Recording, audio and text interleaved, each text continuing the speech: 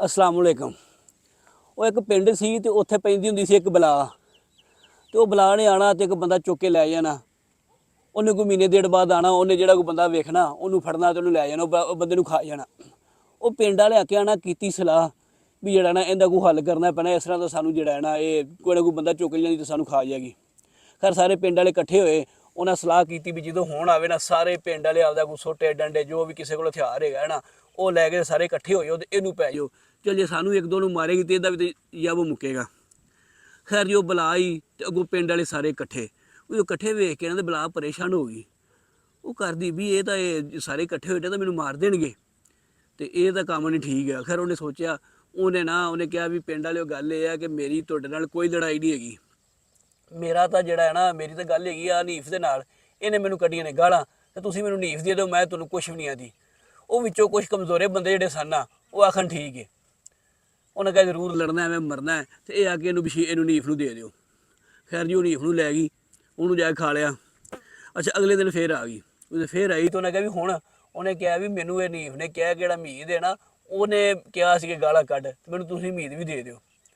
खैर जी वो मीत भी लै गई। वो गल सुना दा मकसद ये आ कि जेह्ड़े हुण हालात बने पै ने, आ जेह्ड़ा ईरान ते हमला होया है वो ये ही साडे मुसलमान मुल्कां दे नाल होया है भी 57 इस्लामी मुल्क ने लेकिन कर कुछ नहीं सकदे।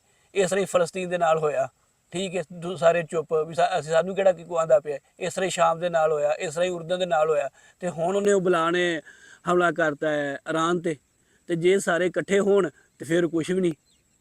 लेकिन वेखो कि असी इन्हें 57 हो के भी एक पानी की बोतल फलस्तीन के बालों नहीं पहुँचा सकते।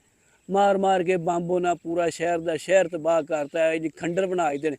लेकिन हुण वो बना के हुण खाना पानी नहीं जेड़ा पहुँचन देंगे। लेकिन एक 57 मुल्क एक दूसरे मूँह वाल वेखी होंदे कोई नहीं साडा की है। इत्थों तक है कि वो दाबे दे नाल अरब मुल्कां तो 32,000 अरब जेड़ा है ना वो लै गया, इन्हें दिता है भी कोई नहीं सानू ना कुछ आख्या जे। तो जे हुण कट्ठे वो की आंदे ने एक एक ते 2 11, लेकिन नहीं वो एक एक करके सारिਆਂ ਨੂੰ खाधी जाती बला तो ये चुप करके भी कोई नहीं खैर है सानू केड़ा कोई आंदा है।